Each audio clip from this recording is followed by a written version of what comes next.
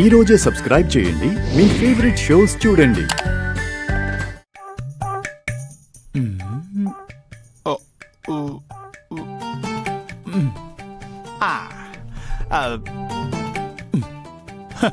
ఆ బాలికకు సమయము తక్కువ ఉన్నను అది మరచి తన సోదరిని తన పతిదేవుణ్ణి కలుపుటకు ప్రయత్నించుచున్నది. మరి మేము ఎందులోకి ఇటుల చింతించుచున్నాము? రాను రాను మాకు మతి భ్రమించుచున్నది. ఉదయము ఈ మానవులు స్వరపరిచిన సంగీతమునకు నృత్యము చేయుచుండగా మా ప్రభువుల వారు వచ్చి అంతరాయము కలిగించితిరి.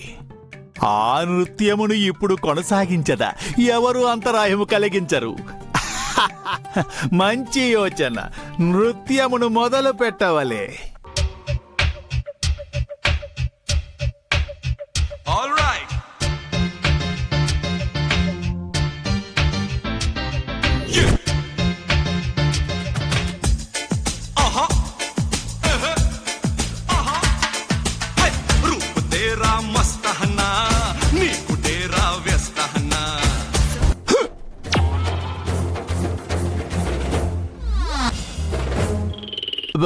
ప్రభు, తమరెప్పుడు విచ్చేసితిరి? తమరు కమాన్ బేబీ అని ఎవరో బేబీని పిలుస్తున్నారు కదా, అప్పుడే వచ్చితిమి. నేను చెప్పితిని కదా ప్రభు, ఇతగాడు మీరు చెప్పిన కార్యమును మరచి భూలోకమున ఇలా విచిత్ర విన్యాసములు చేసేదడని. ప్రభు, తమరే కదా బాలిక వద్ద ఉండి ఒక కంట కనిపెట్టమన్నారు. నేను అటులోనే కనిపెట్టుచున్నాను. ఏవి కనిపెట్టుచున్నావు? ఇచ్చట ఆదమర్చి చిందులు వేయచు పైగా మాతో అసత్యములు చెప్పుచుంటివా? చిత్రగుప్తుల వారు, మీ పని ఏమి మమ్మలను వీక్షించుటయా లేక పాపుల పాపపుణ్యములను పరిశీలించి తెలుసుకొనుటయా? మా కార్యములేవో మాకు తెలియను, మీరు చెప్పనవసరం లేదు. యముండా, చిత్ర విచిత్రగుప్తుండా, మీరిటుల తగువులాడుచున్నారు గనుకనే ఆ బాలిక ఇంత దూరం వచ్చినది. మీరిరువురు ఎవరి పని వారు చేసి ఉండినచో విషయం ఇంత దూరం వచ్చి ఉండేది కాదు. నా కర్తవ్యమును నేను సక్రమముగానే నిర్వర్తించుచున్నాను ప్రభు. కానీ కొంతమంది పదవీ వ్యామోహముతో వారి కర్తవ్యమును వారు సరిగా నిర్వర్తించుటలేదు. ఏమిటి చిత్రగుప్తుల వారు విచిత్ర చెప్తున్నట్టు? తమరి దృష్టి మా సింహాసనం మీద పడి. ప్రభు, ఆ మాట పూర్తి చేసి నా విశ్వాసమును పరీక్షించకండి. మీతో నేను సమానుణ్ణి ఎప్పటికీ కాలేను. నేనా బాలికకు సహాయం చేయుటకు గల కారణము వేరే ఉన్నది. ఆహా, వేరే ఉన్నదా? యమపురికి వెళ్ళిన పిమ్మట ఆ కారణము గురించి క్లుప్తముగా మాట్లాడేదము. విచిత్ర ప్రభు, మనమున్న ఈ చిత్రమైన పరిస్థితిని గురించి నారద మహర్షి కనిపెట్టి ముల్లోకములకు తెలియజేయును. అందువలన మనము జాగ్రత్తగా ఉండవలెను. పౌర్ణమి నాడు ఏ తప్పిదము జరగకుండా చూసుకునవలెను. ఆజ్ఞ ప్రభు. అప్పటి వరకు మీరు ఇలా చిత్ర విచిత్ర విన్యాసములు చేయకుండా ప్రభువులు వారు చెప్పినట్టు మీ కార్యక్రమాన్ని సక్రమంగా నిర్వర్తించండి. ఆటూలనే. చిత్రగుప్త, మీరు పదండి. మనము మనసు విప్పి మాట్లాడుకోవలసినవి చాలా ఉన్నవి. ధూమ్ తథా.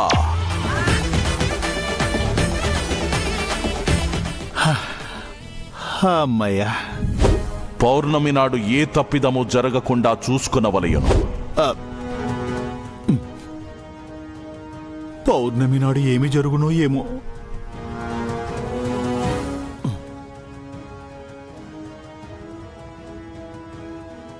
చిత్ర డబ్బు కోసం ఎంత దూరమైనా వెళ్తుంది, ఏమైనా చేస్తుంది.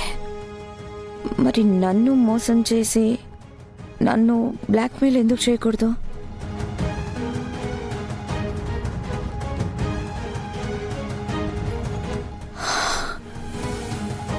నాకు ఫోన్ చేసి బ్లాక్మెయిల్ చేస్తుంది.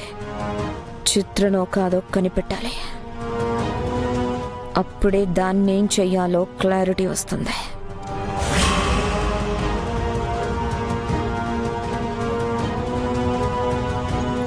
నన్ను వినోద్ని ఒక్కటవ్వకుండా మను ఖచ్చితంగా అడ్డుపడుతుంది.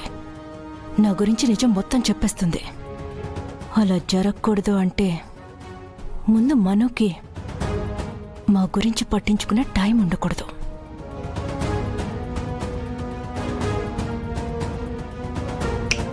ఎస్.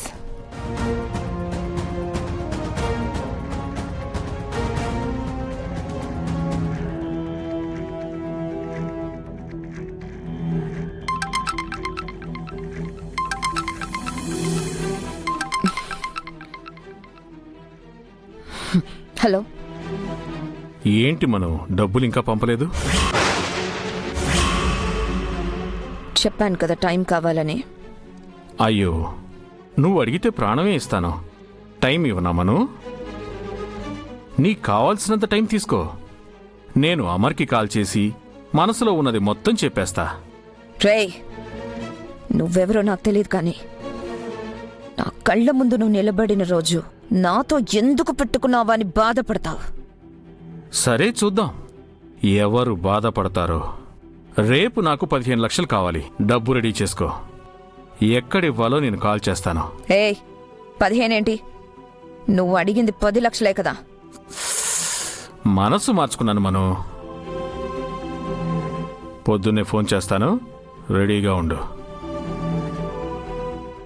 మను, కొడైకెనాల్లో నీకు చాలా ముఖ్యమైన ఫోన్ని రిపేర్ షాప్లో పోగొట్టుకున్నావు కదా, అది కూడా నా దగ్గరే ఉంది. కాబట్టి బుర్రవాడే పని పెట్టుకోకుండా బుద్ధిగా నేను చెప్పినట్టు విను. బాయ్. అయ్యో, హలో హలో.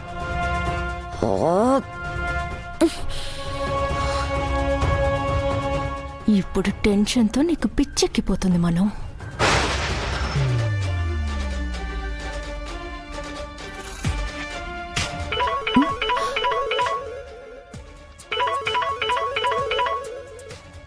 అమ్మో, ఇది నాకు ఫోన్ చేస్తుందేంటి? డౌట్ వచ్చేసిందా? వామ్మో, ఇది కానీ కనిపెడితే నా ప్రాణం తీసేస్తుంది.